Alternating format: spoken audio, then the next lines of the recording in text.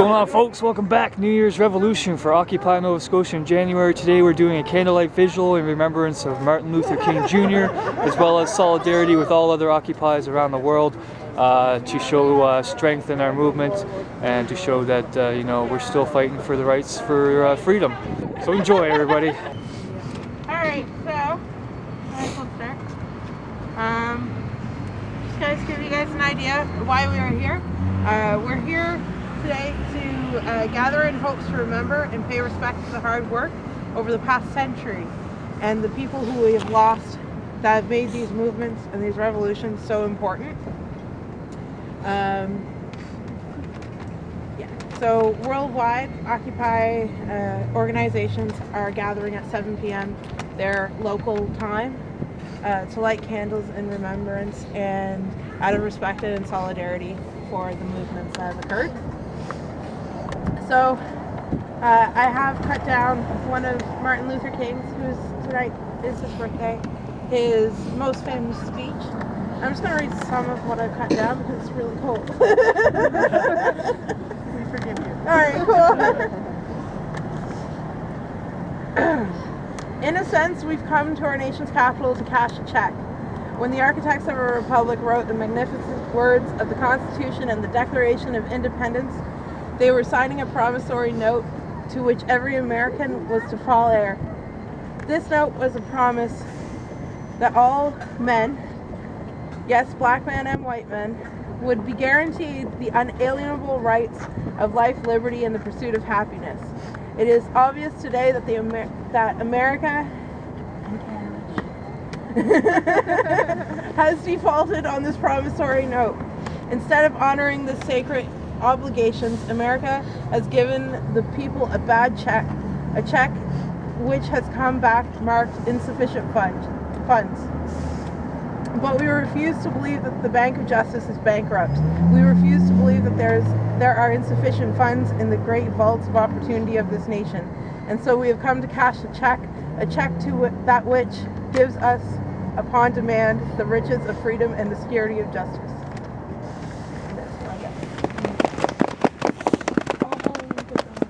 So I haven't prepared a speech for today, but I've been thinking a lot about this event and its significance to us here in Halifax. I grew up very deep in the north end of Halifax, which is a very diverse community. I lived on the corner of Lynch and Rector Street. Lynch runs right by Duffus. When I'd walk home along Duffus from school, it would be the case that children, that the white kids walking home would walk on one side of the street, and the black kids would walk on the other side of the street. This wasn't because we didn't know each other, didn't understand each other, didn't play at school. This was because of economics. The black children walking on that side of the street were walking home to Mulgrave Park, where they lived. It was a housing project, and I just knew that is where a number of my friends who were black happened to live. And I lived in the considerably nicer sort of suburban homes on Lynch Street, on the other side of Duffus. And I would walk home to these houses. And there was an enormous difference in the economics of these families. And we can still see this today, that in 21st century Halifax in Canada, there's still an enormous economic segregation between peoples. I think this relates to a segregation that's still lingering. There's still a shadow of segregation hanging over Halifax from so long ago. And I don't see why this is necessary in these days, that there should be this separation between people in a country that supposedly prides itself on inclusiveness and openness and democracy. And there's definitely something wrong with our system, that this result of segregation is being replicated organically through our economic systems generation after generation. And this absolutely needs to be addressed. And we don't see an enormous amount of diversity in the Occupy movement, but I think what Occupy needs to be able to say is, now we're here too. People have been fighting struggles for so long. Now people from this demographic are realizing and are standing up and understanding, learning our own voice. And I think we all need to organize in our own ways for how to have a better tomorrow.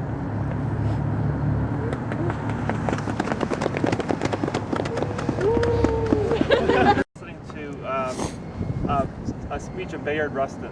Bayard Rustin was a a peculiar figure because he was involved in the civil rights movement like a lot of people were before the Second World War. So there was all sorts of people who were going down there to try and see a movement in the South. But the speech he had was really interesting because he was reflecting on the struggle against slavery and against the Jim Crow laws that came afterwards. It was really interesting because what he said was that there was a difference between personal ethics and social ethics. And he said, like, you can see this really starkly when you consider someone like Thomas Jefferson. So Thomas Jefferson apparently woke up, this is like before the Civil War. He woke up one day and said, I can see that the United States is going to be ripped apart by slavery. And so the next morning he got up and he released his slaves upon his death. So he absolved himself of his personal responsibility. And what Rustin noticed, he said, like, that was the exact wrong thing to do. And this sort of persisted right throughout the struggle. There was a way in which this was a social problem and had to be dealt with through sort of something like Occupy, that sort of did not see racism as like one element, but could understand it as part of a whole. How you would see social inequity being part of like a larger structure. And for him it was reflecting on his moment in the 1960s.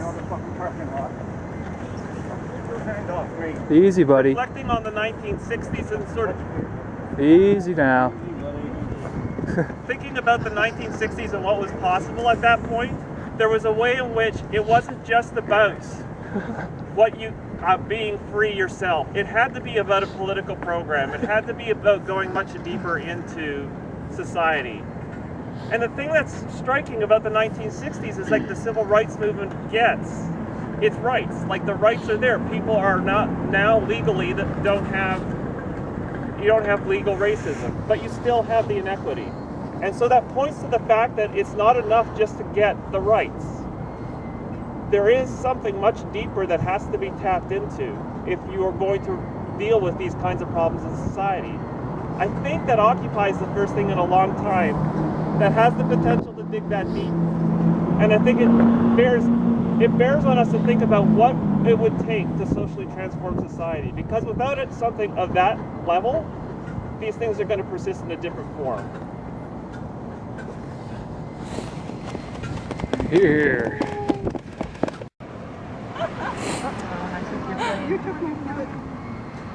See if we can do it. Come on, get down so quick. I'll bring it up blowtorch next time. Let's let them blame each other. I'll empower yours a little more. Oh, no! Who needs empowerment? Oh, I lost it. Always people pretty willing strong. to You guys sort of open up around We the don't have campus. too many mittens on fire. Burn me, burn. Even laugh. You want us to open up? Just sort of make like a Oh. Rather than a closed circle. Symbolism of our constant You're struggle. having a hard time there. I'm sure in the flame there, but I haven't. And how at any second now it can go out. Maybe we should hold it up and sit. Oh. The most existential There we go. vigil ever.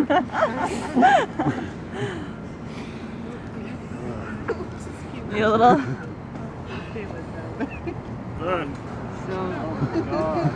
Oh, left for yours out. Go.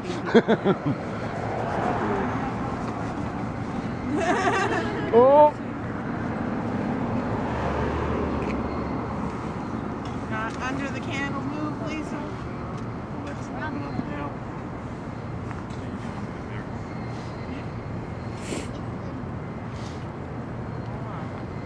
I'm just holding on.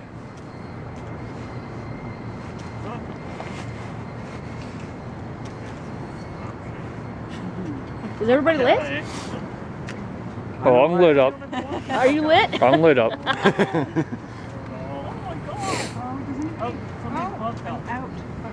Oh no! Oh, we all went out. Oh, I went out! At the same time?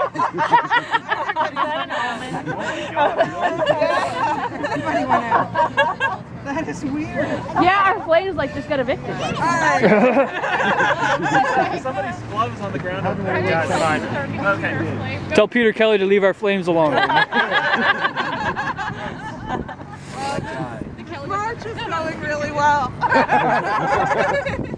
You made a valiant effort. Yeah. Wait, we have cups. Why don't we make all the cups and then hold the flame in the cup? Well, it is -20 after all. Yeah. Like, you know, Lucky lighter. only -20, you know, full moisture in the air.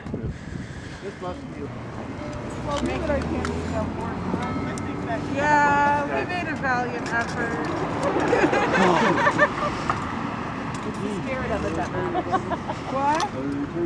I think so. And the photo. This is a perfect example of alternate energy, wind. Photos of candles lit. Yay! We have pictures. We did try. Yeah, we definitely should. Well, Thank you for you. candles. Spirit and intent Doing was another there. vigil. I don't get tired, and I have no money, is what I'm trying to say. we've